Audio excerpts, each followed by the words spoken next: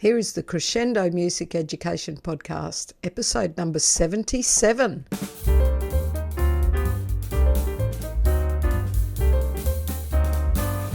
This podcast is being recorded on the lands of the Turrbal people. I acknowledge them as the traditional owners of the land and pay my respects to elders past, present and emerging. They were the first music makers on this land.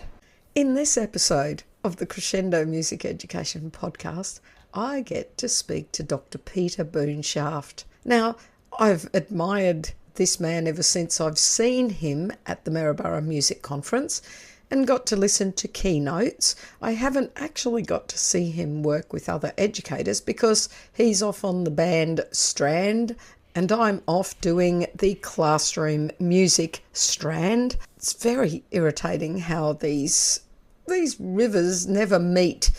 So I haven't actually got to work with him before, but I had a conversation with him last July and found that we had very much in common. And he also feels like me that although we have different jobs within music education, we are all music educators. I absolutely loved this podcast chat, and I'm sure you will too. Sit back and enjoy part one. Hello, everybody, and I am just so excited to be joined today by Dr. Peter Boonshaft. It's so exciting from the other side of the world. Hello, Peter. Hello, Debbie. It's such a pleasure to be here with you. Thank you so much for having me. It is just the short chats we've had. I am so excited to dig into some of the things we've been talking about. I agree. Me as well.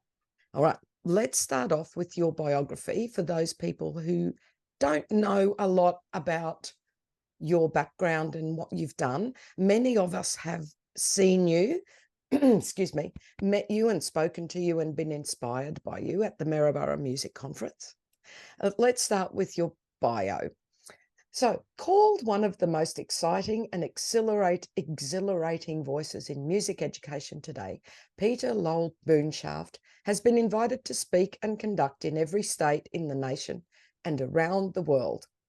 Honoured by the National Association for Music Education and Music for All as the first recipient of the George M. Parks Award for Leadership in Music Education, Dr. Boonshaft is Director of Education for Jupiter Band Instruments. He is the author of the critically acclaimed best-selling books Teaching Music with Passion, Teaching Music with Purpose, and Teaching Music with Promise. Great titles, Peter, just saying. He is co-author of Alfred's Music's Method book series, Sound Innovations. As well, his weekly Boonshaft's blog for music educators continues to inspire teachers everywhere. He has received official proclamations from the governors of 5 states and a certificate of appreciation from former President Ronald Reagan, as well as performing for former President and Mrs. George H.W. Bush. Oh, sorry, they don't roll off my tongue easily, Peter. Sorry, you can tell I'm Australian. Former President Bill Clinton and for Margaret Thatcher, former Prime Minister of the United Kingdom. Wow, they're big names. His honours also include being selected 3 times as a National Endowment for the Arts Artist in Residence, 3 times awarded honorary life membership in the Tri-M Music Honour Society, receiving the, now is this Al-G?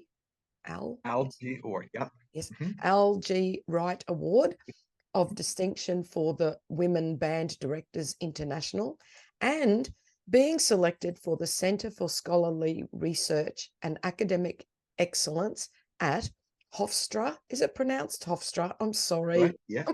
my level, I'm playing the Australian card with my level of ignorance. You did beautifully. At Hofstra University in Hempstead, New York, where he is Professor Emeritus of Music.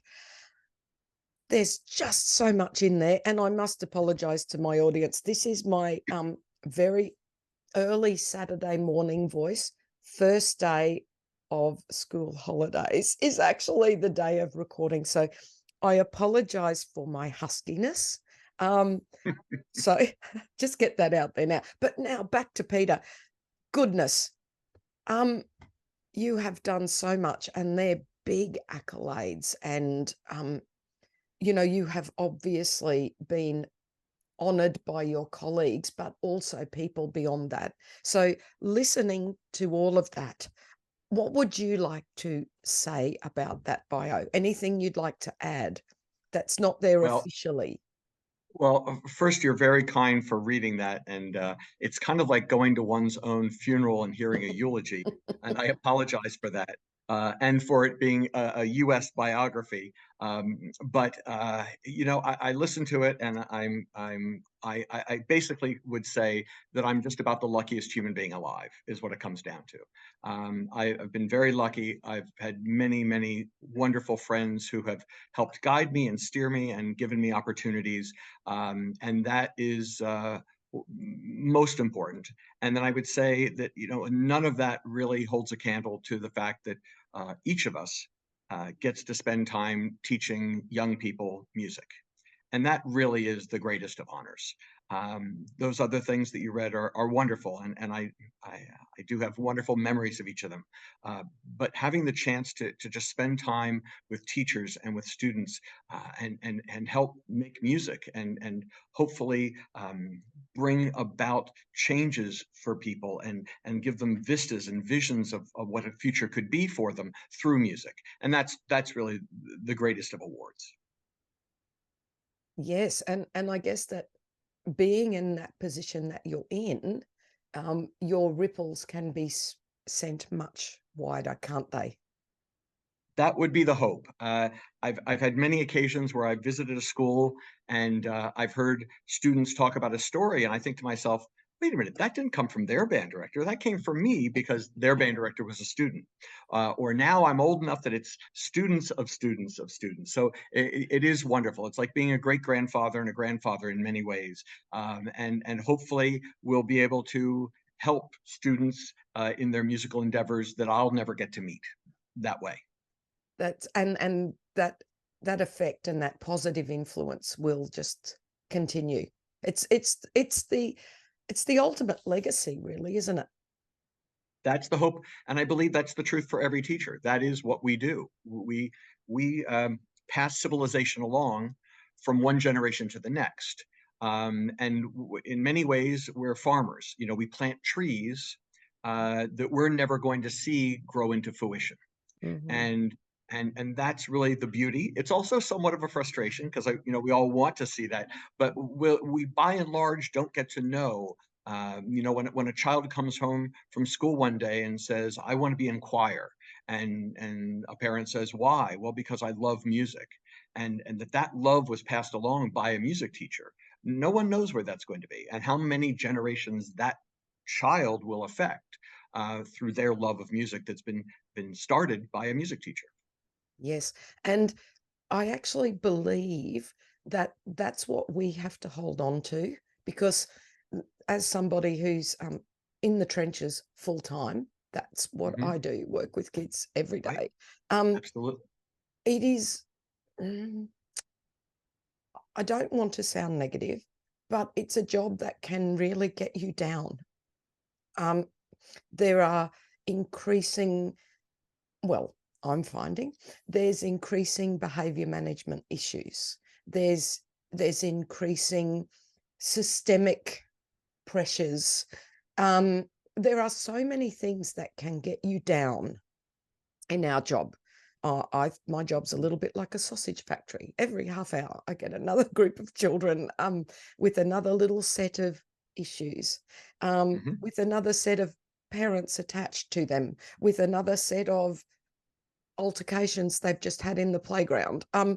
It's an Right. exhausting, confusing job that you never feel you do well enough, no matter how hard you try. So I think part of the key to this job is never forgetting the incredible influence that you have. I think That is absolutely, no words could be truer. What you just spoke of, the frustrations that every teacher has, Mm. and we all have them in different ways. And if I ever meet a teacher who doesn't find frustrations, I, I, I'm not sure. No, they're I, lying. They're that lying. probably we all find them. Now, they're going to be different from place to place and country to country and level to level and discipline to discipline, but every teacher has to have frustration. It's just part of it. The question is number one, what we do with the frustration, what we let it do Mm, to us, mm, and more importantly, what we don't let it do, and that's derail us from our mission. mm, Getting frustrated is going to happen. It's a question of whether we let it unglue us from what's going on, and more importantly, take us away, take our energy away. And my worry is that it zaps us of the strength, the energy, the excitement, the passion for teaching music. And that's the trick, is to not let it do that, is to deal with the frustrations, put them to rest as best we can, and never lose sight of what we're doing and what the ultimate goal is, and to find the joys. I think it's if we're driving from here to there, um, knowing that's the goal is a wonderful thing. But if we're just driving there, even with that goal in mind, it could be debilitating. But if we take the time to look at the trees and look at the grass and look at the flowers and look at the people and the architecture, whatever it is from here to there, it's a very different journey. And I find personally, and I think for other teachers I've known, it helps with the frustration, the burnout, if you will, if we do take the time to remember those little tiny moments. That one child who sat in the corner and smiled at the end of singing the song, or that child who grinned from ear to ear because they finally played a passage that they've been struggling with, or just taking in the fact that these students are being exposed to beauty, and that without us that wouldn't happen. mm. That's that's great. My next question was going to be, what advice would you give people that are feeling the weight of the job? And so what you've just said basically is be present and feel the joy in the moments. In the moment, absolutely. Mm, Benjamin Disraeli said a quote about most of us regretting yesterday and fearing tomorrow. And I've always added to his words that when we do that, it makes us not enjoy the moment we're in right now. And I mm, think teachers, that's where we live. That is, yes, we have to take the past, and that's data, it's information, it's what we need to know. Our students can do this is where they're going. And obviously we have to dream and plan and have vision for the future. That's part of our job. But we have to remember the second we're in.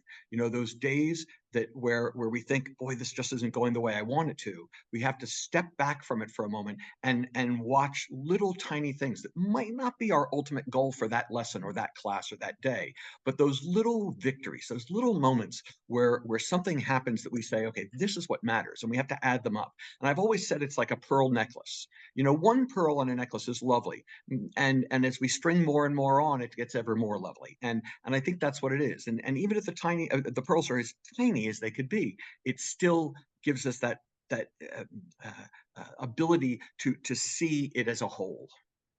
yes, that is amazing advice. I love that. Um, I also think, if I can add to that, we need to do that musically. I agree Oh, that when that little penny drops on that, you can see it happening and you go, yes, and you take joy. It's also the non-musical things, isn't it? oh, You know, absolutely. like Oh my goodness. a prep child just this week looked at me and they were just so they were jumpy. So our prep for us is they're 4 and 5 year olds, the first year at school, formal schooling. Mhm. So they are uh, they're particularly bubbly. They're just excited. You can see it physically. They're Yep. waiting to come Yep. into the Yep. room and Right. they remind me of my puppy, right? They can hardly control themselves. If they had a tail, it would be wagging. Okay. So so they're there and they were grinning and I sang hello to them. I usually sing before we even walk in the room. And this little boy looks at me and I think I don't remember if he sang it or just said it. And he called me. So my surname's O'Shea. So I'm Mrs. O'Shea. And I always sing, oh heavens, how's my singing voice isn't going to work. Yep. But I sing perhaps, good day, whoever they are, perhaps. So they sing back, good day, Mrs. O'Shea. So it rhymes. And I also don't have to worry about when it turns 12 o'clock. I don't have to worry about morning and That's right. afternoon. It's There good you day go. all day. Yeah. And this little boy called me Mrs. O Biscuit. Okay. Now, biscuits are cookies, by the way. Right. Absolutely. Right. Yes. Mrs. O Biscuit. He thought it was the funniest thing in the world. Okay. And the Aw. kids around him. And I thought, okay, that's it. It just made my day that this Yeah. little boy was comfortable enough to call me Mrs. O Biscuit. But if you don't take the joy out of those little things, Right. boy, the job would really get to you. So Well, we're not teaching music, we're teaching people. And I think that's what we can never lose sight of. And so those victories, if you will, those moments, those mm, peak times for us aren't just about the music. It no. could be the way a student learns. It could be their social interactions. It could be their speech patterns. It could be their behavior. It could be any number of things Mm, where we see growth in a person who is young and starting to work their way towards adulthood, and we're helping that along, and to take stock and to enjoy all of those things, like you said, of every aspect, not just whether they can play or sing well. It's every mm. aspect of them as a person. Yes. And that actually brings us to a brief discussion I had with you in the Maryborough conference this year in July, when we aligned with our belief that we are all music educators. We're all teaching the child, as you just said. We all have great power and influence over shaping these, well, no, not shaping, contributing to the growth of these young people. Um, Mhm. whether you are the instrumental teacher, you come in and you teach the brass instruments and you walk out. Mhm.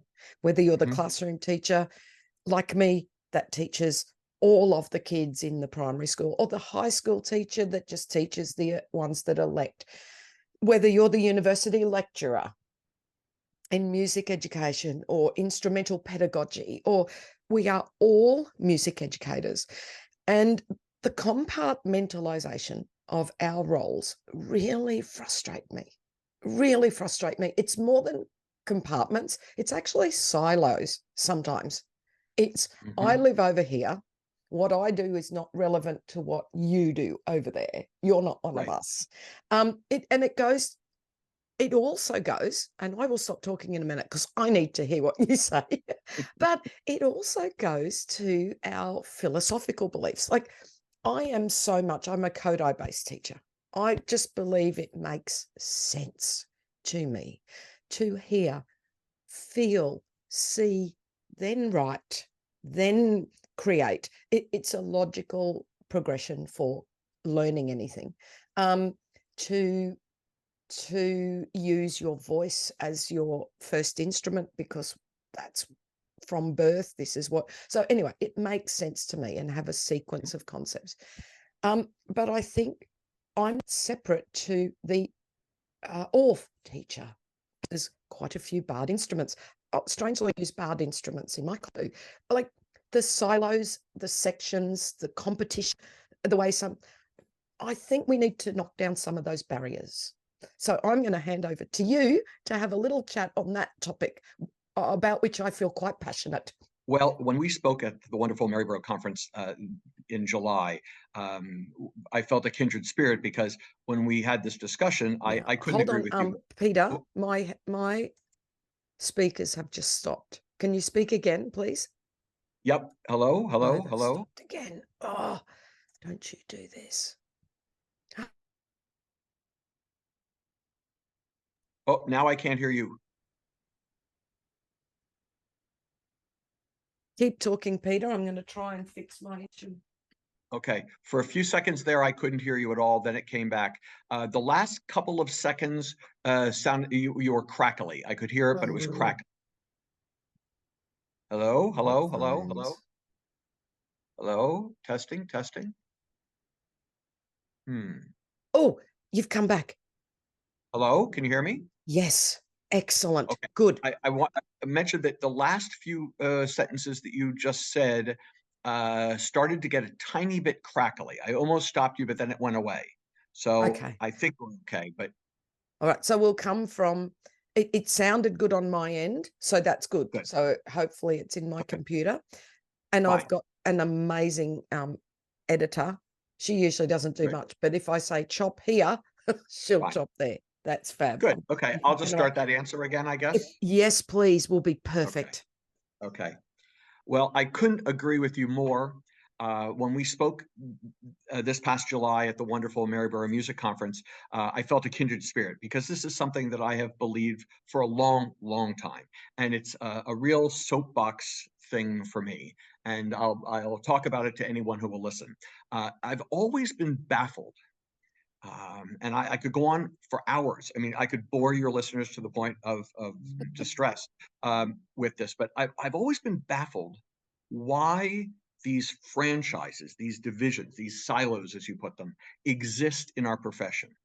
And early on, I can remember in some of my earliest years as a teacher being absolutely shocked about this because though my goal in life had always been to be a band director, and I unabashedly say that. Um, I also am Kodai trained, having a proud graduate of the Kodai Musical Training Institute, and adore Kodai, obviously. And one of the first things I did when I was working with high school students was to adapt it to be used with my band rehearsals. So we would start every morning with them playing warm-up exercises, if you will, and tuning exercises from my hands. And we would do exercises from the Pizzini and the Truzzini and things like that, and folk songs and canons that the band played from my hand signs or from solfa notation that happened to be on the board. And I remember people thinking this was just the most bizarre thing on earth. But to me, as you just said so well, it made sense. Why would it be wonderful for children singing, but it wouldn't be wonderful for children playing instruments? It seemed like, why would we not do this? And I had many people question me on this and say, that's just bizarre. You're mixing two things that shouldn't be mixed. And I thought, no, I'm mixing music with music. How can that be bad? Um, and I've always thought that this is such an important thing. When working on Sound Innovations, the method book that you so kindly mentioned for Alfred Music, one of the things that I was really passionate about is that it would have lots of rounds and canons because as Kodai helped us understand so well, it's just such a natural and wonderful and expressive way for children to start to make incredible music early on in their technical abilities. So I've always wondered about this. In fact, when I was student teaching way back when, um, I wanted to student teach for choir and band because I wanted to be a choir director as well as a band director. And I remember being told, well, you can't do that. And I thought, why can't I have experience doing both? I've done both. I studied both. And they said, well, no, you have to pick one.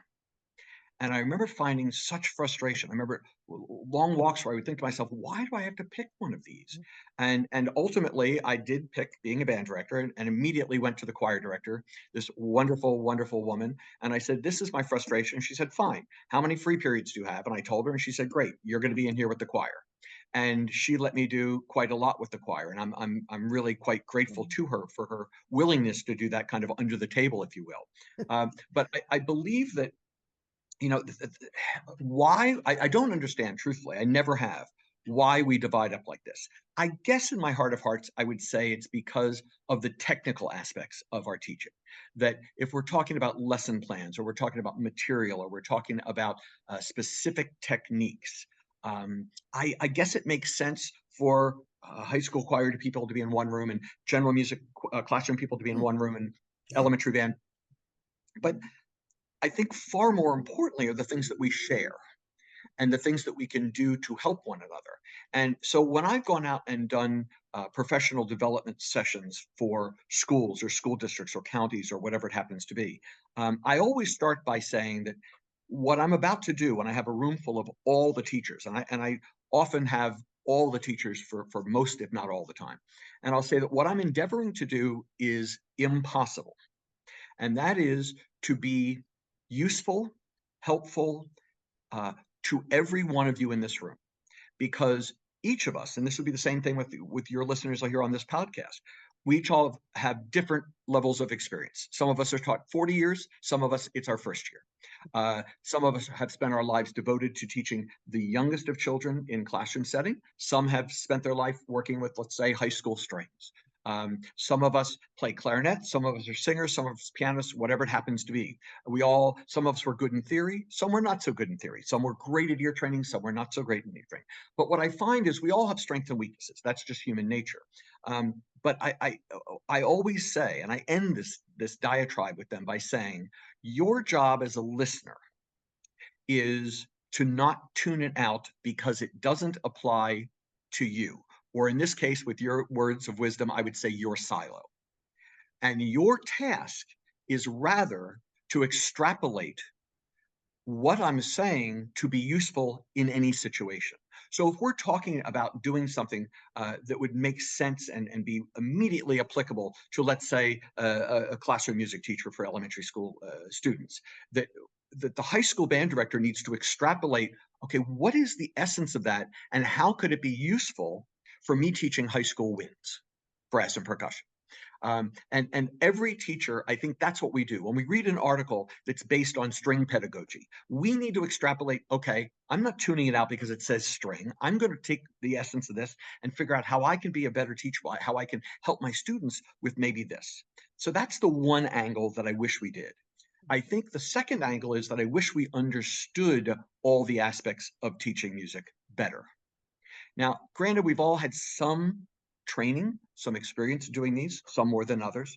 But I think if we understood what each of us did better, we could not only have an appreciation for it, that's only scratching the surface. The big issue is we could support each other's efforts for those students. And I think that when the high school choir director understands and has a real grounding in what the elementary classroom teachers are doing, we can then take that and pull it to the high school. When we know what classroom people are doing for general music, as a high school band director, I can use some of that. I can say what is the essence of the theory that they're using to teach this, so I can apply it to teaching my clarinets at the high school level. And then the third aspect is or third part of this in my mind is we need to cooperate. That's even beyond better the word. I can find a better word than that. We need to work together for the betterment of the students and the school and the town more than we do. All too often, I have honestly walked into a high school band situation and I've mentioned something about classroom music and they'd say, oh, I don't really know those people. You know, we get together once a year, maybe for a faculty meeting, or once every couple of months for a faculty meeting, but we don't really work together. Or even where I'll say something about, you know, talking to an elementary string teacher and talking about the middle school and high school program, and they'll say, "Well, that's not really what I do. This is what I do." And my feeling is none of us do it on an island. We're all teaching the continent, if you will, of music, and we need to keep that in our mind, that that's ultimately the goal. So how can we each serve the mission of teaching people and music to the entire population? And I swear to you, there's not a day that goes by as a band director that I don't think about, and I mean really think about, something that I learned as a student of Kodai, and think that's how I have to change the way I'm doing this. Or as a band director, things that I say, you know what, when I learned this as a choir student, this makes much more sense to me. I'm going to teach it this way. And I've always said, and I mean it fervently, we can extrapolate that to all of not just music, all of education. Quite truthfully, one of the greatest teachers I have ever had in my life. And Debbie, I've been very lucky. I've had a lot of great teachers, but one of the greatest teachers I ever had in my life was for a graduate statistics math class. Now, I'm not a mathematician. And if you asked my secondary school math teachers, they'd probably giggle at the fact that I took this class. It was a requirement. I had to take it. And so I did. And I was very worried. I walked into this classroom with 30 odd number of doctoral students, all having to take this class, none of them math majors. And I was scared to death. And this wonderful woman walked into the classroom, didn't say a word, didn't even say hello. She just started flipping a coin. And she'd flip the coin and go, heads, flip it again, heads, flip it again. And she did this for what seemed like an hour. It was probably 3, 4, 5 minutes. And after maybe the 25th time, she stopped. She held the coin like this and she said, I'm about to flip it again. How many of you want to bet it's still going to be heads? And about half of us put our hand up. And she said, why? Because you think it's been heads 26 times or whatever it was, it'll do it again. And then she had the other half put up their hands and say, why don't you think it's going to be heads? And everybody said, because it's happened 26 times. So it's got to be, the chances are it's going to be the opposite. And she looked us in the eye. She held the quarter up in the air and she said, but what you don't remember is this. The quarter doesn't know what it's done for the last 26 times. She flipped the coin, went like this, and she never told us what it landed. And she went on talking about this. I'm telling you, it was some of the best teaching I've ever seen. First of all, we loved the class. We loved her. We loved the subject matter. And none of us even understood the subject matter. But we couldn't wait to come to her class because every day was a game or a story or something that just made us think. And I can't tell you the number of times I think, what would Dr. W do if she were in my band rehearsal? What would she do to make them feel the way I did when I was a student of hers? And I think that's what we need to do is we have to take those beautiful aspects of every teacher we've ever had, every discipline we've ever had. The great Federico Fellini, the cinematographer, to paraphrase something he said, I've always loved the sentiment that the reason to study any subject is to have a different lens to view our world through. And I think it's a glorious sentiment. The reason we need to study literature is to have that lens to view our world, and art and poetry and math and music and science and physical education and every aspect of education, because we give them a different lens.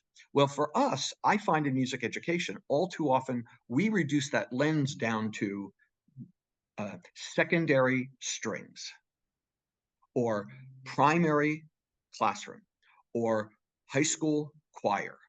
And that lens becomes, for me, too small. And I think we will serve music, serve our students, serve humanity better the more we can break down those barriers, work together and say, okay, I want the four of us to do something together. What can we do? And maybe then we're going to include the phys ed department and the art department and the history department, and let's add even more aspects to this so we can work together as a group of educators teaching this whole thing and whatever that thing is for each of our students. And so I could go on for hours. But the gist of it are those three areas, I really think. But I do believe, and I get it, we're all so swamped. We're all trying to teach in 1 hour what needs to be taught in 5, and in 1 day what needs to be taught in a month. And I know all of us have that. And by the time we get done with our days of doing this, it can be debilitating. It can be just plain old exhausting. So to add more and say, okay, now I have to coordinate things with this teacher and with this area, it's daunting. But I think the more we can do that, the better we're going to be as teachers. Yes, that's amazing. Look, I couldn't help myself. I had to take notes now. I'm thinking, no, Debbie, you can listen to this later. So anybody who's listening in their car or at the gym or whatever, it's okay. You can listen to this again because you will want to take notes. But those three, that was so powerfully put. And oh boy, I kept wanting to shout hallelujah and amen. But I just I let you do your thing. But I'm going to just I'm going to be just devil's advocate for 1 second. Please. I agree 150,000%. I think I want to just put in a little thought bubble in there. And that is, boy, it's exactly how I operate and how the passion, that the way I want to see things move. But I think there's a little underlying piece that we do have to know our own craft well. Do you know, like, which I know you're not implying that you don't. But Absolutely. for the new teachers out there, oh, good, we'll just do a this. No, you actually have to know. Oh, no, I'm presupposing that exact Yes, thing. yes, I'm not in any way trying to advocate that we become jack of all trades, master of none. yes, I don't think any of this can actually take hold, and I don't really think any of this would be useful for someone who hasn't gone a long way in working on their own craft. Because I don't think one could look at, let's say, a high school string teacher and say, how could I adapt some of what that is to teaching classroom music? I don't think that's possible if we don't really already understand how to teach yes, classroom music. So I agree 100%, and I believe that is true. And obviously, that's why those silos, I think, come about, is because we do want to yes, get incredibly good. We always want to get better and better and better. We want to share as much as we can, and we want to beg, borrow, and steal from our colleagues as much as we can yes, in we that do. area. So I'm not saying what I'm saying to not to replace those silos. Yes. It's to let them down occasionally so that we can bring in the broader picture. Yes, I knew that was what you meant. I just wanted to No, bring I'm that glad back you pointed because that out. yes, Absolutely. because I am thinking like I'm honored to be able to work that way with several colleagues that are more Yes. Yes. open. The big Yeah. term we use here, intentional collaboration. So that Right. we're Exactly. working together. It's the big, and I work with my friend, colleague Deb Bryden. She knows that. I love that.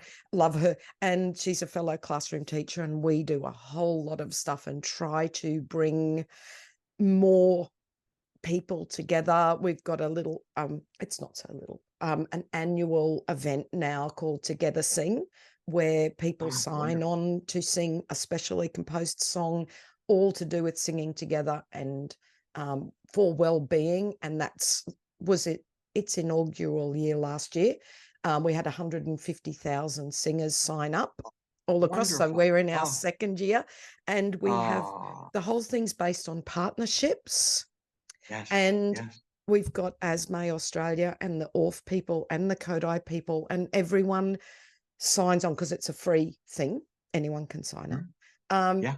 and it's one of our little ways of helping to break down barriers, because don't we all want music? Don't we all want? So I think that working together when you're secure, basically secure in the way you're doing your job. I will never know Absolutely. everything I want to know Oh, none of about, us ever you will. know, But when we feel comfortable enough to yes, do that, I think you is what can, it is. yes, exactly. I think anytime we can collaborate with anyone. I remember once I was working with high school students. It was my own group, Mm, and I was doing a concert of Bach and Handel, and it was one of their anniversary years. And so I told a colleague of mine that I was going to bring in a musicologist from a local university who was actually the head of music history, and he was a very kind of a bit surly. He could be ill-tempered at times. He was a little grumpy, but he was brilliant. And everyone thought I was absolutely mad for bringing him in and sicking him on a bunch of high school students. And I put him. I taught these kids the music the best I could. I brought him in, and I'm telling you, it was one of the most wonderful couple of hours I've ever had as a musician and as a teacher. What he was able to bring that I could never have done, never in a million years. I remember once having an art person come and speak to my students, and because the pieces we were doing were based on pieces of art, and what that person was able to do to bring this to life, to make the music make sense to them based on art that I didn't understand. I mean, I thought it was beautiful, but I couldn't talk about this is the reason that the woodwinds have to shimmer here, is because look at what's in the background of this painting. And this is why the bottom is dank and dark and subdued, because what you're trying to represent is that hue that's in the foreground of this picture. And I just sat there with my eyes wide open, thinking, number one, why couldn't I know that? And should I have known that before I ever entertained teaching the piece? And then I kind of beat myself up over it. And then I said, no. I said, this is a person who spent their entire life learning art that I don't have that background. But the beauty was I brought them in and I learned as much as they did. I remember once with a group of conducting students bringing someone in to teach Renaissance and medieval dance, because I thought, if we don't know how to dance a minuet or a jig or a saraband, how on earth can we conduct it well? And I had this batch of graduate conducting students dancing around this big recital hall, learning all these dances. And I was with them. Now, I was the weakest of all of them. I struggled to put one foot in front of the other. But I'm telling you, by the end of that session, we all had a better understanding because we looked outside of our music education and our music blinders, and we looked at it through the lens of, in this case, medieval and Renaissance dance. So I think anytime we get the chance to do that, even if it's bringing in another colleague who does exactly what we do, just to get a different slant and let the students see a different approach to doing it. Because I know, I'm sure all of your listeners have had occasion to do this, where I brought in someone to work with a group, and they'll say something, and I see my students go, "Oh, that's brilliant." And I want to get up on the podium and say, "Wait a minute, I said the Oh, same thing a week ago." But it was a different person, a different voice. And when he or she said it, it made sense to them. When I said it, it didn't hold. And that doesn't oh, matter. What matters is it eventually held. And by having those people come through and different opportunities for students, I think it's a wonderful thing for them. Yeah. yes. I think everyone there is thinking, oh yes, I've experienced that. You go, hold on, We I've all been do. I've been teaching you this for 3 years. Why has this one person? And you go, am I that bad a teacher? Or when No, the it little resonated. girl, yep, yep, No, it's the way she or he said it resonated with the students that day. I'm convinced yes. of it. But you're right. It happens to all of us. It sure does. Like the little girl that says hasn't happened for a while, thank goodness. But that starts learning flute, and you're doing something with one of your classroom songs, and we're singing from the staff, and they go, "That's an A." Went, yes, that's I know A. I learned that in flute, which There she's you been are. learning for 2 minutes or whatever, Right, and I think, right, right. "Oh, please." But it's the way it was taught, that pennies dropping at different That's right. times, That's connecting, right. yeah. Oh, I That's just right. that's amazing. You put that so well. And I know everyone's so resonating with what you said. All right, here's another thought. I find that so inspiring. What you're talking about is so inspiring. And I think we all need to do it as best we can within our context. So for Absolutely. me, in my full-time job with my music team, it's working with and understanding and sharing with my instrumental team and the choral people and Hmm. it's, if you're lucky enough to have a bit of a team, learn from each other. I Absolutely. it's And it help is, each other. and Absolutely. help each other, absolutely. But I'm wondering what implications this has for teacher training and for professional development, these thoughts. Now, I know everyone has different systems, and we've been in a little crisis here with our pre-service training, and I respect and actually have friends that are in tertiary, so no offense to those people, but the music has been cut, to say the very least, and not necessarily preparing educators well for when you come out. So how do you think we need to focus on our craft and our pedagogy? And I think that woodwind players need to know those the Mhm. how to teach their instruments well. They need that pedagogy. Classroom people need that. Mhm. And we need to have this bigger lens and these different lenses. I love this use of the word lens. So what implications do you think that has for pre-service training, and then for how we run our professional learning? Are there some different ways we should be doing this now? Well, you bring out a very, very important topic, and unfortunately, a kind of a daunting one. When it comes to pre-service training, um, I don't think anyone, any place in the world does it perfectly. Mm, I think it is always a question of robbing Peter to pay Paul. We're going to take, we're going to give you more of X, but we have to take away like Y, why? because unfortunately, we have this bucket of credits and classes that you're able to take in your time. And so if we add one more theory class, we have to take away an ensemble. And if we're going to add another instrument class, a techniques class, we're going to have to take away a theory class. And it's and I think what the tertiary school programs have to do is they have to decide which of those is going to be the one that's taken from and which is going to get more. And I wish we could have more training, more time for training, so that we could all be trained better on more things. I don't think that's possible, and I'm not sure how it is now in Australia, but I do know in the United States we've been not, I was going to say asked, we've been told in higher education that we have to add ever more classes and seminars on topics that are governed by the state and bureaucratically, so to speak. We're told we need to add this class, and this class. Well, they have to replace something else because by law we have to teach. So we're going to have to take away some of this. So, for example, I know many schools that used to have 3 semesters of conducting for their music education degree, and that was their norm.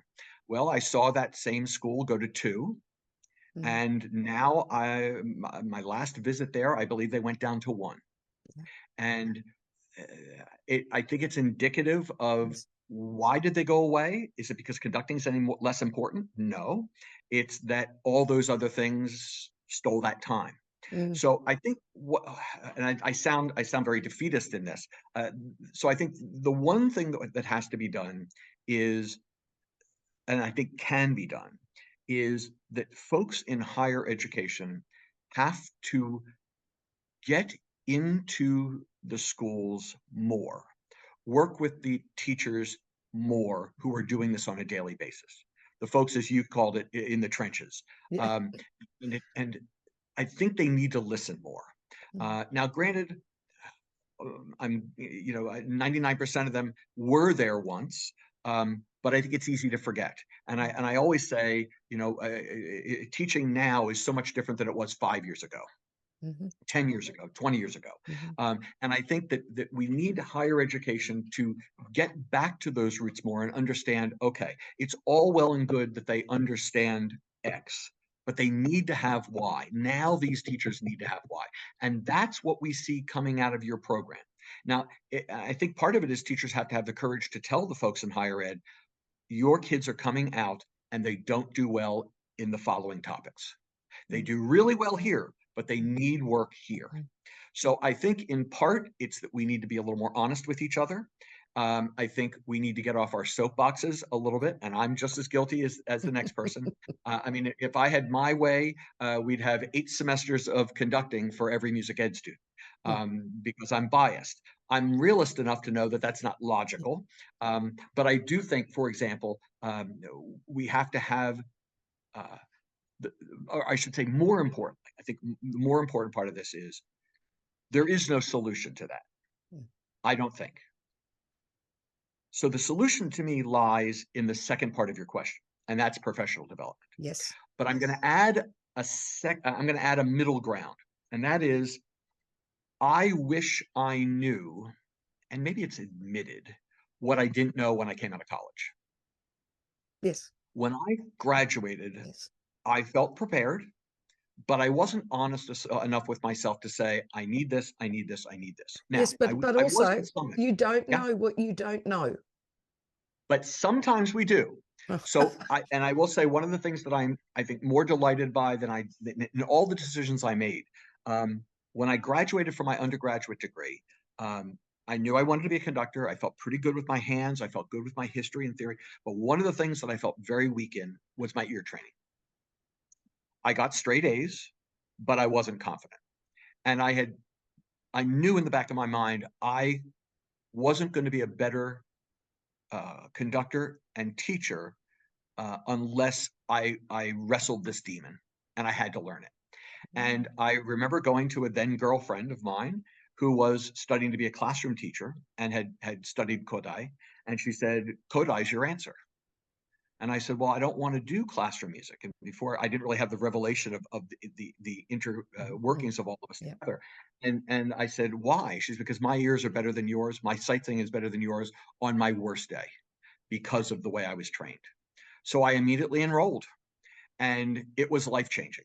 And I have never to this day ever been anything but confident in that skill. And I've never let it hold me back. And I know if I hadn't wrestled that demon early on, it probably would haunt me to this day. And I would have had to hide, I think, to some measure. Um, and so I think it's really us being honest with ourselves. But now, as you said, we don't know what we don't know until we get there. But I think the second we land, we need to start saying, okay, here are the things I don't know. And the one thing I wish I had done more, and I wish every new teacher did, and that is ask for help. I had this in the back of my mind that when I first started teaching, that if I asked for help, it would be seen that I was weak, that I was unable, I was undeserving of the job.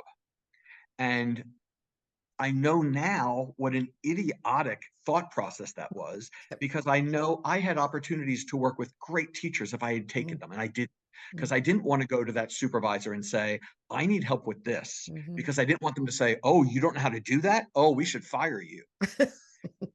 Now, I know now that person would have taken me under the wing, grabbed me by the arm and said, let's go do this, and let's help you with this. But I didn't then. So I beg every new teacher at every crossroads I can, and including this wonderful podcast, please ask for help. No one will ever think ill of you for asking, but they will always think well of you for asking Mhm. and saying, I don't know enough repertoire. I need to know more folk songs. Help me with this. I need to know better games that go with these folk songs. I need to know a better way of teaching whatever it is. And I think the more we ask, the more we learn from these more seasoned, maybe more experienced teachers, the better we're ultimately going to be. And I think that's really important. But then the last aspect is what you said about professional development, because then we can go it a large way on ourselves, and the second, actually the tertiary schools will help with that. But I think ultimately what has to happen is professional development has to be there to either fill in the gaps for what was not taught to us, Mhm. fill in the gaps for what has changed dramatically from what was taught to us, and then things that we just feel we are weak in. And I think part of it is, and I will say it this way, part of it is, I think we as teachers need to tell the powers that be, whether that be at conferences, whether that be for school professional developments, or county, or region, or whatever it would happen to be. We need to be honest and say, here are the topics we need more help with. And then it's incumbent upon those institutions, those programs, those conferences, to listen. And I think sometimes that's part of the problem, is that sometimes it's people are not listened to enough. But when for example, here's a great example. When COVID uh, kind of changed the way we had to do everything, immediately there was professional development for using Zoom and Google Classroom and all the other electronic media, because we had to. And everybody understood, well, we have an entire culture of teachers that are ignorant to this because they never needed it before, and only a handful ever used it. We need to train them. So they did a great job. And I bet if every one of us wanted to do 15 webinars a day on using those electronic classrooms, we could have found them because people did it. The problem is those kind of we need this feelings. I don't think there's enough professional development for those other things that come about. And I think we need to say we need more material that's relevant today for teaching classroom music. We need more music of this, more repertoire for this. So we need to have instances. We need better training. We want to get better as conductors. We need to do this. We want to get better at rehearsal techniques. Whatever it happens to be, we need to express those desires and have people listen to us. Because I think sometimes it's because it's never been expressed. They don't put in those sessions, if you will. So I could not agree more. I think so many of us don't speak up about what we need. And part of that is that we feel, oh, well, what's the point? We're not listened to. Hmm. But if you're not speaking up, you haven't got a chance. And if Right. everybody speaks up, you can be heard. Absolutely. Absolutely. And that might actually have to translate to volunteering for something and Mm-hmm. saying, I'd like to volunteer for this committee that will help with professional development for X or Y, Yes. or getting in contact with people who do sit on those committees and say, I want to make my voice, and here's a list of friends who there are 5 of us here would say, please, could we have a session on the following topic? Yes. And I And think by yes, and large, those people will listen. well, absolutely. Well, Crescendo that I run, and I do webinars and workshops Mhm. from time to time. I'm also on the Kodai Queensland committee. We're forever putting out, so we just did a professional development. Deb and I went to Cairns and we worked with some music teachers up there. And part of the feedback is always, what topics would you like to see Kodai Queensland help support you with? What Right. presenters would you like? We always say Right. that. They're nearly always, well, there's a lot of blank, or there's a lot of just some general assessment or whatever. That's good. Give us as much info, but give us more. The people that want to provide this are listening. Maybe our I agree. employers aren't. Maybe. Well, they can be made to at least hear. They I might not be think able to so. be made to listen, but they can hear. And I was at a conference just very recently. I think it was 2 weeks ago, a professional development Mm, program, and they provided lunch for in the middle of the day. And so we all went into this room, and they had mhm, provided lunch. It was lovely, and we're all sitting at these tables, and people started to just chat and eat their lunch. And the committee that ran this, I think there were 5, maybe 7 folks on this committee. They didn't eat lunch with us. They walked around the cafeteria with notebooks, and they'd sit down or they'd stand at the end of yeah, the table and say, okay, tell us what we should do next time. yes. And you'd hear a lot of, oh no, this is lovely. This was This has lovely. been great. No, that's not what I asked. What I want to know is, tell me a topic that you would make you a better teacher. And I listened to this one gentleman who was very forthright. He said, no, I want to know what's going to make you a better teacher. Tell me what I need to provide. And that is a quote. Tell me what will make you a better teacher. I like And that. this young teacher said, well, I don't really know. So this gentleman went farther and he said, what's your weakest thing? And the fellow said, well, it's probably running a rehearsal. He said, great. And I see him write it down. And he went from table to table, as all the other board members did or committee members did. They went around the tables asking, and they weren't willing to take, oh, this is fine. They grilled. I mean, it was Yep. it was pretty intense. Until they got people to say, what is it you need more? What is your weakest thing? Because every one of us in an interview has been victim of the question, what is your biggest strength? And what is your biggest weakness? Mhm. Well, I think here's a case where we really do need to express it and say, my biggest weakness is this, this, and this. And I would love to get better at that. And I think as long as the powers that be hear the latter part of that sentence, and I want to get better at it, I think there will be some stick in the muds that won't do it, but I think a lot will say, "Wow, it's powerful. I need to do this." It Mhm. doesn't cost any more to have a session on something people really want than it does to have a session that people are tired of or have heard enough of or don't really care about. Mm, love that. That is amazing. That's just all the ideas are popping around in my head. Thank you. That's amazing. Do you know, I think the other thing that's important for when you're starting teaching and you're trying to improve, I think, that old quote that you are as good as the 5 people that you mix with the most. I don't know my Yep. quotes, but that one, Nope. Nope. I, Nope. I Yep. think it's about setting up the networks and the Oh. Oh, so true. it's the people that you can call on. It's the person Oh, that you can absolutely. email and go, Absolutely. I just had the worst lesson of my life with grade 6. Yep. This happened, even if all you want is for them to listen. Or then you might say, just give me one idea, something different I can try next time. I have got to hook these kids. So not necessarily you want a big PD on it, which is so important. We need this. What you've said with professional learning is so on the mark. But I think there's that little extra layer, build your personal connections too, you I know? think that those relationships with friends and Mm, that are colleagues, it's so important mm. because it's a sounding board. It also lessens, when we come back to our one of the first topics we talked about, it lessens frustration because when I talk to you about my frustration and you say, "Oh yeah, that happens to me once a month," all of a sudden my pressure valve releases a little bit, and I Yes. say, "Oh wait, that's happened to you? Ooh. Oh, okay." Then it's not so catastrophic. Mm, How mm, did you get past it? Well, this is what I did. Okay, let me try that. And so I think it gives us this ability to mm. kind of be more realistic in our expectations. And as you said, even if it's just as a sounding board, even if it's just to hear them out, I think is so important. And then also getting mentors, finding people who are really good at what we want to be, and say, "Will you serve as a mentor?"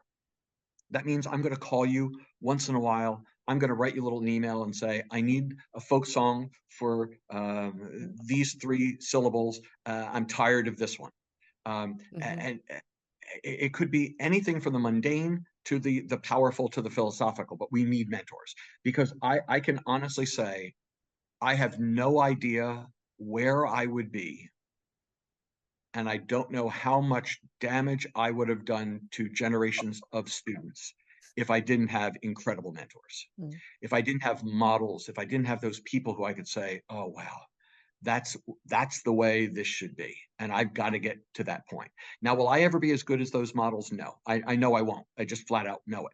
But I can constantly strive because I have them in my head. But if I ignored those models, if I didn't have those mentors, I wouldn't know what it is I'm trying to do.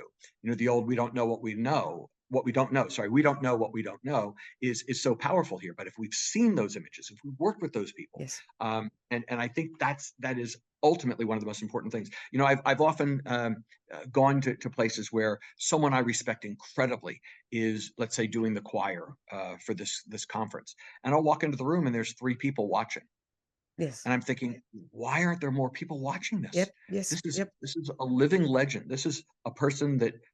You know, if I could, I'd watch 24 hours a day, 7 days a week, 365 days a Mhm. year, and I puzzle at that. So I hope that that all of us will reach out and get mentors, no matter where we are in what stage of the game. I had someone told me the other day they were a third year teacher, third year, and they told me they got a call from a colleague who was their 25th year teaching, and I said, "Oh, about what?" He said, "About mentoring." And the young teacher said, told that to me, and I said, "Oh, so that person's going to serve as your mentor?" And they said, "Oh, no, no, no, no, it's the other way around. The seasoned veteran teacher wanted me to be their mentor." And I said, "How so?" He said, "Because they felt lost with some issues of technology, with some issues of current trends and current philosophies that they felt like they were behind and they wanted to get better at, and to ask this young third year teacher if they would serve as a mentor." And I remember being almost brought to tears thinking how wonderful a teacher Wonderful. that person must be, that Yes. they would reach out to someone who I would not, as a senior person, want to necessarily admit that I didn't know something. But here they had the confidence in Yeah. themselves and knew the importance of their role as a teacher to be able to say, I need to fix this. Yes. Even if it means asking someone who's been teaching for 2 minutes. Yeah. Absolutely. And the bottom line is, I have never met a good person in our profession anywhere in the world that wouldn't drop everything to help another teacher or colleague. Yes.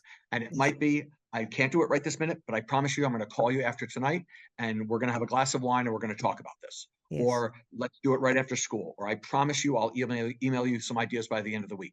I've never heard anyone say, no, I'm just not willing to help. I never, I can't even imagine No. a music teacher saying that. So it's there for the asking. I will tell you a little story that really drives home to me the fact that we need to ask for help. Yes. Um, I knew a gentleman pretty well. He had hosted me to guest conduct a few times at a couple of conferences, and I was speaking at a conference, and he was going to introduce me. And so we were out in front of the room and we were just chatting and he said, well, I retired. I said, I know. How's it feel? And he said, oh, it's pretty good. He said, I've started a organization of retired teachers where we're going to go out and mentor young teachers. And they made a brochure and they said, free of charge, not a penny. You don't even have to pay the mileage. We'll come to you and we'll help with anything. You need marching band inventory, we'll do it. You want help cleaning instruments, we'll do it. You want to know how to do rehearsals better, you want us to come before a concert and watch your rehearsals, you want more of this, whatever it is you want. They had 5 teachers that recently retired and said, you come, tell us what you want, and we'll come to your school and we'll help you. And I said, wow, you're going to be so busy, you won't know what to do with yourselves. Oh, I saw him a year later. And I said, how is it? And he said, oh, we stopped doing it. And I said, you got too busy. He said, no, nobody bothered to ask. He said, we had no one ask us. I'll book And I them. said, I'll and, book them. isn't that amazing? None of them. And these were wonderful, wonderful teachers who had spent their whole careers honing their craft. And I felt sorry for them, but I felt even more sorry that they weren't asked. But, part of it is what we talked about, that people don't want to admit things. And I was the biggest culprit of that when I was a new teacher, the biggest, no one on earth worse than me. And I think part of it is we're just so busy, we can't figure there's more time to do that. Yes. So I don't fault people, 100% on it, but I think we do need to carve out some time and say, this is really, I need to get another set of eyes on what I'm doing. Yes. I think everyone needs to pause and take stock, make that time. You do need to. And you also need to ask, I know in our case, you just need to say, ask your school as well. You go, well, I can't go observe someone, because observation, is one of the most powerful tools. And I will never say no to someone who wants to come and hang out in my room. Sure. And you've got to check it, of course, with your system, but most administrators will go, sure, they can come. And most administrators will let you go if you ask.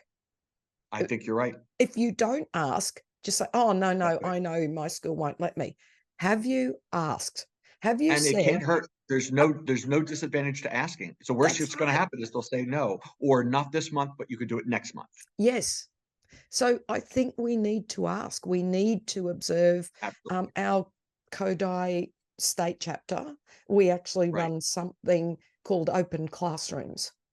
And it's run officially through our Kodai, and they come and observe officially in groups, various Kodai practitioners. And that's really powerful. And I think that's an important thing that we run. I think that's wonderful. And, sometimes it doesn't even need to be an outside person. If need be, I think, or not need be, but I think in addition, one of the things that I've always espoused is to record our classes or rehearsals. Now, one has to be very careful because the laws in different places, in the rules in different schools, might preclude this from happening. I know schools where no recording can be done. But even if it's just audio recording of a rehearsal that you're doing. So let's say you learn a piece of music you're going to do with your, year 8 band. I'm just making something up. Or your year 6 choir. And what I would do is video record the rehearsal. Now, not recording the students. That's not part of this. It would be recording me. So I'm going to learn this piece. I'm going to go teach this with my year 6 choir. And I'm going to have the video just on me, not on the students, just on me. And I'm going to record the entire lesson, the entire class of rehearsal. And then I suggest going into a private room, maybe your living room or something, and putting it on the video, on the television, and watching the rehearsal. But more importantly, doing the rehearsal. So you take that piece of music and you sing as if you were one of those students. And you just say, okay, I'm going to be an alto and I'm going to sing. And you do everything that the altos did. You watch everything the altos watched. You feel everything the altos felt. You can do that as a trumpet player with your band. Okay, maybe not play trumpet, maybe play a secondary instrument, maybe pick up the clarinet and play the second clarinet part to that rehearsal of you conducting. that you're watching, just you, and you fulfill that rehearsal just like your year eights did that day. I think it's one of the most eye-opening things we can do. I've always said that our students are the best mirror. What they see is what we get. And I think this is a way that we can actually see what our students are getting. And we can do things and say, wait, no wonder the trombones didn't come in at the trio. I was looking at the clarinets. Or no wonder they're playing so bored. I look like I'm falling asleep. Or why do I have that bizarre look on my face? Or did I really just say that? It didn't mean anything. It didn't fix anything because the students didn't understand me. Or I wish I had a better facial expression because this piece could have come to life if I had done that. Whatever it is, I think we could in so many ways learn from ourselves, because each of us have watched so many rehearsals, have been in so many classes and lessons, that we're a pretty good barometer. Yeah. I mean, I know every one of your listeners could sit for 5 minutes in any class of rehearsal and know whether it's good or bad. Yes. And because we've done it enough. And at any point in our career. And I think by us doing this, watching video of ourselves in rehearsals and classes, we can be very, very critical and constructively critical. Now, I wouldn't let people get too down on themselves. I mean, the whole point of the exercise is not to berate yourself, but it's to write a list of things, good and bad. And that's what I would ask people to do. Write a list of the things. Like, wow, it was really powerful when you gave it that analogy, or when you told this story, it really almost made people tear up. Or I love it when you make that facial expression, or your hands were great when they did it this way. All of those good things that we can then say, I need to do more of that. As well, those things that we wish we could get rid of and say, I need to get rid of that. I didn't realize that I say that sentence over and over again. I didn't realize I'm looking at the same group of kids in rehearsal all the time. I didn't realize X, Y, and Z. So I think that could be a powerful tool as well. That's a great idea. And it would work for a classroom teacher as well. Just like video a lesson. Yes. Absolutely. It works for anybody. Yeah. Now, again, one has to be careful to make sure that the rules allow for video. Of course. But for me, I've always found that it's okay when I've asked, because I'm only videoing me. I'm not videoing students at all. And then it's fine. When the students are being pictured, then I know the laws kick in pretty hard. Yes. But I would still ask a headmaster or a principal or whatever it is. Yeah. And especially if it's for your own reflection. Absolutely. And yep. I won't put it on the cloud anywhere, and all right. of those things. But it's always better to get permission. And I think that's one of those things. I think a headmaster might say, you're not videoing any kids and it's not going on the cloud. Yeah, fine. But that's okay. At least I got permission. Yes. Yes, I think so. And you know what? It doesn't hurt for them to know that you are being so self-reflective. What a great point. I never thought of that. That's exactly right. How much better are they going to think of us when we say, this is why I'm doing this? My goodness, I think that would be it's a double win. Yeah. And I think we actually hide our light under the bushel a little too much. I think we don't tell I think we've got to be careful how we do it, but I think we don't tell our management most of the amazing things we do. We just do them and it's amazing, and they have no idea. They'll see the little shiny concert and go, oh, that's great. But they don't see the amazingness that is music education. Well, you know what's funny? It brings me to one of my soapboxes, and that is something that I always espouse. And if people have heard me say it before, I apologize. But I believe that one of the things we have to do, and the proverb that you just quoted is one of my favorites, that I really believe we have to be our own best help in this way. And that is, it's really easy to sit back and complain that the administration of this school doesn't appreciate what I do as a music teacher, doesn't appreciate music education, doesn't see the value of music education. And I think we can talk until we are blue in the face. But one of the things that I've always felt that's so important for our advocacy efforts, for our having a place at the table more, is that we need to help those people understand what we do. And the best way for me to do that is to have them participate. Not have them come watch, because coming and watching a rehearsal or a class, it helps a little bit. It's not a bad thing, but it's not the same. I need them to feel, not just see. So one of the things I've espoused is have an administrator come and be the narrator for a piece of music. that they have to come and rehearse with the little children's choir or high school band or whatever it is. And they have to rehearse. Now, the first thing they're going to say probably is, I don't read music. I can't do this. That's okay. You don't need to read music. I'm going to point to you and you just start reading. Or I'm going to point to you, or I'll have someone else point to you and you say this. And they'll say, really? That's all I have to do? That's all you have to do. But by doing that, they come and they have to watch rehearsal. They have to be part of rehearsal. And they're going to sit there as you rehearse the students and say, I never understood this before. I didn't realize they're speaking in different languages, some graphic, some with words. They're processing things 14 different ways. They're doing this, this, and this. All of this being done non-verbally, all of this being done with facial expressions and emotion, and then expressing themselves in ways that are absolutely innumerable. All of a sudden, they become eye-opened when it comes to, I didn't know this is what happened in this classroom. I didn't know that that's what these students got from music. And I think we are our own worst enemy when we lock ourselves in that little room and make noise, as opposed to bringing those people in. So if we can't do a piece with narrator, fine. Have the headmaster come down and narrate a piece, narrate something that's appropriate for before a piece, but they have to come to rehearsal. And they have to be there to practice this with us. And they get to understand and they get to watch. I can't tell you the number of times I've had people do this, or I've done it, where people in authority all of a sudden say, I was never in music. I think I had classroom music until third grade, and then that was it. And I don't really know much, but now I understand what these kids do. I understand the value of this. And if it wasn't since year 3 they had a music class, this is real eye-opening. And I think we can do that more often. There was a little piece of music written by a composer here in the States many, many, many years ago called Concerto Gross. And it was a little piece for elementary band. And the little soloist group was made of people playing things like kazoos and harmonica and slide whistle. And I remember the one I vividly remember was you took a salami and you hit a tam-tam or a gong with it. All of these funny things, and it was comical. But I did it once with a group of administrators from a school district. We had the superintendent, we had principals, we had headmasters, we had the director of curriculum. All these people we signed them up to do it. And of course, once the superintendent of schools said they were coming, of course, all the rest did. And they had to come to rehearsal. Every one of them had to be there and watch the rehearsal. And they would get a cue from me, and that we do.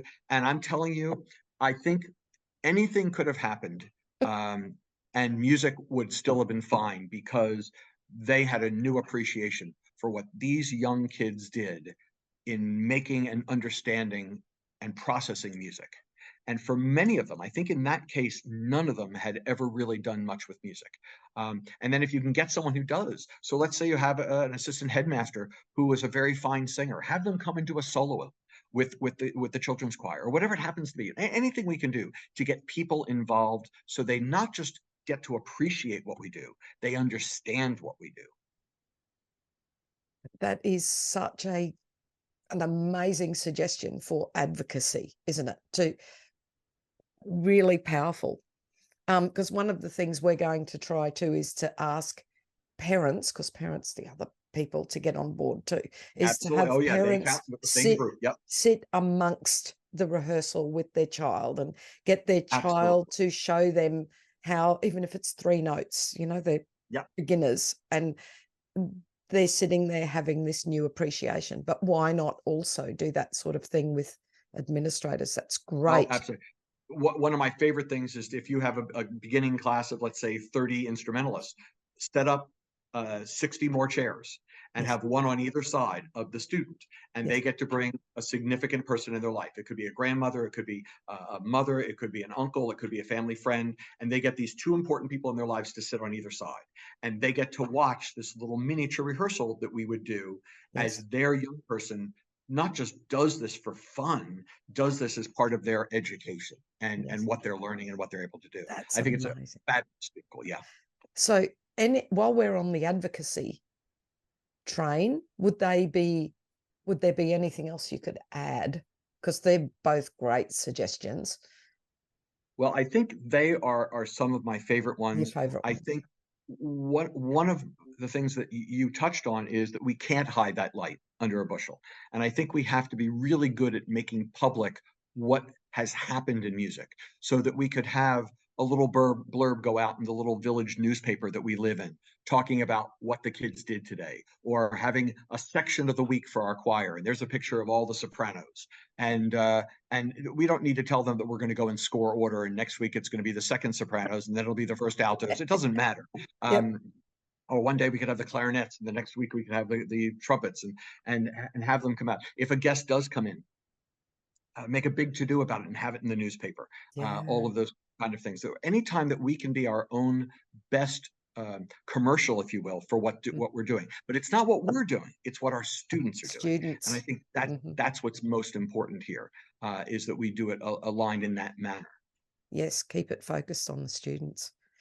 Mm-hmm. You've just given us so many ideas and thoughts, and I don't know, I feel even, if possible, I feel even stronger that what we do is important. So you've just, you've reinforced that. Was there anything else that you wanted to add? You've already given us so many nuggets, but like my listeners know, I always talk about nuggets are fabulous. Yes. Was there anything else that you really wanted to say that you haven't yet?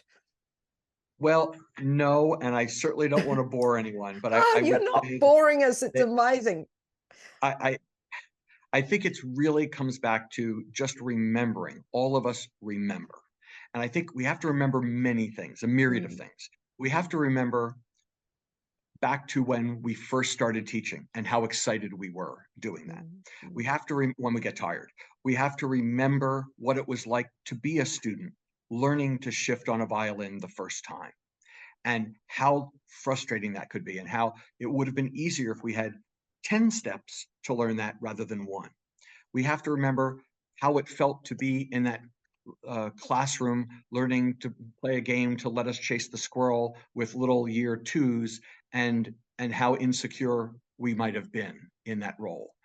We have to remember every aspect. I think that's part of being a great teacher, is to remember everything that our students had to go through, have to go through, and will go through, based on our experiences and based on our experiences teachers seeing what other students have done. It's all well and good to say, I wish Jimmy could do that better. Well, I think maybe we have to think what it was like when we were in Jimmy's place. What were the other things that acted upon that? And then another thing we need to remember is how important we are in the lives of every child we teach. And I think this is what I would want to drive home, if I possibly could, to all of your listeners, that the power of music, we all understand. None of us would have committed and dedicated our lives to it if we didn't feel that power. But I think what we need to do is go beyond that, and to remember how important we are as music educators in the lives of all these kids. That, I've always said that every child on earth deserves to hear something beautiful every day. And it's been my mantra for decades. And I think that if we don't do that, it quite possibly might not happen. And we have to think of it in those terms, that by every day helping them find beauty in themselves, in their world, in what they can do, in the art of music, and in everything else they do, if we can help them find that, our day is a success. Whether those two quavers were even in the piece they sang, does it really matter if this child smiled from ear to ear because something touched a chord, something grabbed their heart? And I think that's what we have to never, ever lose sight of. No matter how tired we are, no matter how frustrated we are, no matter what we feel we're deficient in, we have to constantly keep in focus that our job is helping young people to touch their very soul, to come to understand beauty in the world, to come to understand and appreciate themselves and others around them. And I think I can't think of anything better in this world to do with one's life than to help young people find that. I don't think we should say anymore. I think we should leave that right there. And thank you from not just the bottom of our hearts, but from our whole heart. Thank you, Dr. Peter Boonshaft. Thank you so much, Debbie. It was such a joy, and I hope we can do it again anytime. And I wish all of you and your listeners and you the best, and always, and all the joy that music has to offer. As we know, laughter relieves stress. Don't lose sight of the funny side of life. Did you hear about the golfer who bought an extra pair of pants just in case he got a hole in one? I know, it's such an oldie, I know. Thank you so much for watching our Crescendo Music Education podcast. For more information about all things crescendo, including membership and music education resources, visit us at crescendo.com.au. Don't forget to like and subscribe.